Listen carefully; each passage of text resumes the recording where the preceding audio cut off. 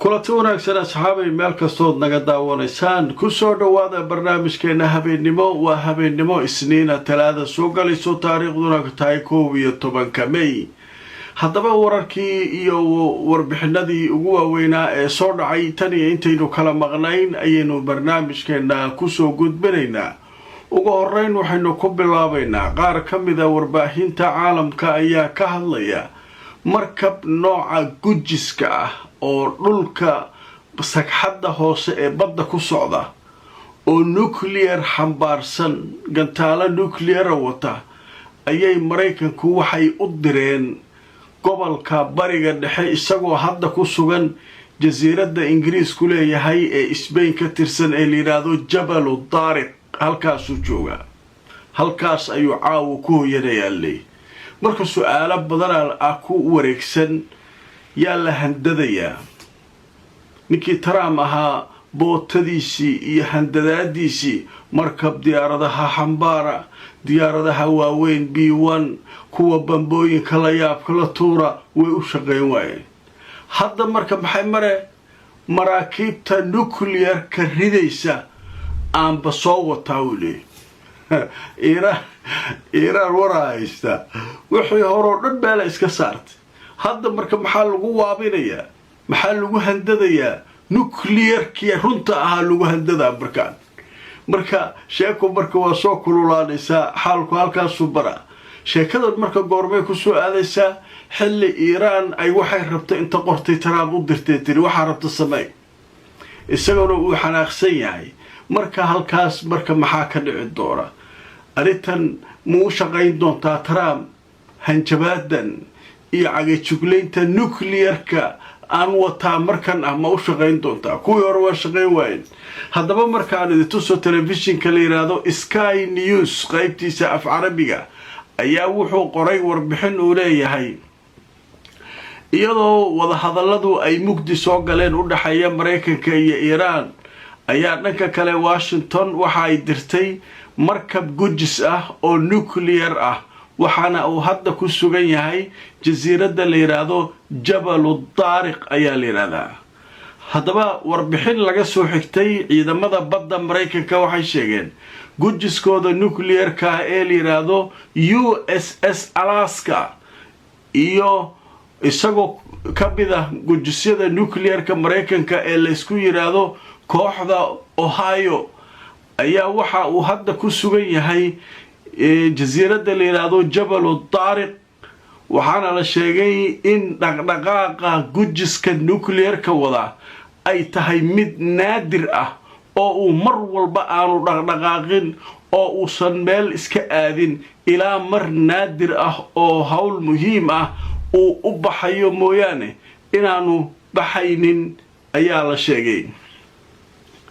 waayahay jasiiraddan marka waxa la Jabal Tariq af Ingiriisigana waxa lagu yiraahdaa Gibraltar marka Ingiriiska iskale Ingiriiskay ma ay hoos tagtaa marka Spainna waa ka mid tahay halkaas uu markabka nuclearka caaw ku hoyanaya sida laga soo xigtay maraakiibta ciidanka badda Mareykanka waa tahay marka handadaadaas marka socota markabkan sidiisana USS Alaska la yiraahdaa koox maraakiiba oo Ohio la isku yiraahdo ayuu ka tirsan nuclear waana naadir la yiri naadirku waa wax marsoo dhac ah inuu dhaqaaqo oo meel aado sababta marka halka loo keenay bariga dhexe in lagu handado Iran in lagu handado oo Iran haye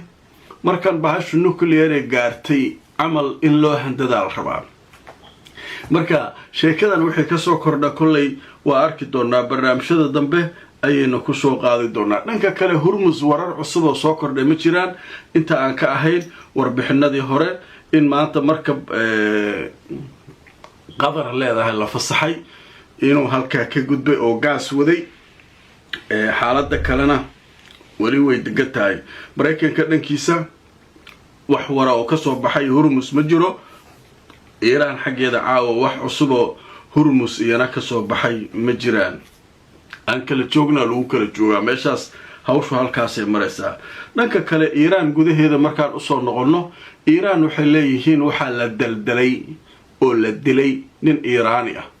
oo u basaasayay CIA-da iyo muusaadka Mareykanka iyo Israa'iil u kala basaasayay sirdoonnadaas u basaasay ninkan waliba nin iska caadiya ma ahayna sida warbixinta ku qoran hadda aan arkayo waa nin caalim ah oo fiirsada nin khabiir ah oo caalim ah oo cilmigan satellite-yada iyo waxa kan iyo yaqaanay oo ka shaqaynayay Iiraani ah kaasa inta la isticmaalay ayaa basaasa waxyaabaha qaar waa la yaabaysaa dadka qaar aqoon-yahanaan nahay professoraan nahay kanaan nahay kaasaan nahay dad ilaahay soo hanuuniyey waa iska jiraan fiican laakiin inta badan dad kalaaba lala shaqaystaa ninkaas marka caalimka waxaa lagu leeyahay waxaa lagu helay inuu xataa jaajuusayay dadkii la shaqaynayay khubaradii kale reer Iiraan oo in la dilo uu rabo markii dagaal bilowdo in la beegsado rabo mushkiladaas ka waran xogtiisa la soo helay odagii waa la soo qabtay daldalaada lagu xukumay daldalaad dilkooda xataa xabad ma lagugu dhufanayo meel fagaaraa inta lagu keeno qoorta lagu geliyo xarig aa lagugu sii daynaa bas 5 qan aa layidhaha jag markaasaa afka uburka keeni nooga Iiraaniyiinta niman caadiya ba haddaba markaan idintuso wararkii ugu dambeeyana sheekadaa laga qoray Iiraan waxay dishay nin lagu eedeeyay inuu u jaajuusayay Mareykanka iyo Israa'iil labadaba maanta isniina warbaahintu waxay sheegeen in dil markaasi daldalaada lagu dilay nin la sheegay inuu jaajuusayay Israa'iil iyo Mareykanka waxaana la sheegay in ninkani uu ka mid ahaa dadka khubarada ah magaciisana wuxuu ahaa Arfan Shakur Zada haddaba ninkan waxaa la sheegay inuu u shaqaynayay CIA-da iyo muusaadka waxaana dhanka kale la sheegay inuu ahaa nin markaa dhanka satellite-yada aad u yaqaanay oo majaalka satellite-ka ka shaqaynayay oo caalim ahaa marka hawshaas iyaduna halkaasay maraysaa warbixintaas marka halkaasay joogtaa qaybta kale ku saabsan Xisbullah iyo Israa'iil dhagaha la iska garaacay caawa ugu dambeysay Israa'iil weeraro culus ay qaaday maanta la kululeeyay hal dhintay iyo 3 dhaawacantay sheegatay iyadaa sheegatay intaas mar walba waxay leeyihiin dadka wax falaqaynaya hal iyo 2 iyo markay sheegato xisaabtu intaa ka badan waa la soo kululeeyay nimanka diyaarada daroona nafta looga qaadaba nimankan mar taangiyadooda la gubo mar askartoodii lagu ceyrsado mar diyaaradahan daroonka ay qaati ka joogtaa Israa'iil haddaba markaan idintuso wararkii ugu dambeeyay sheekada laga qoray wargeyska la yiraahdo Ra'yul Yawm ayaa caawa wuxuu leeyahay hal qof ayaa ka dhintay ama askari 3na way ka dhaawacmeen askar Israa'iiliyiina kadib markii diyaarad daroona ay rasaas ku riday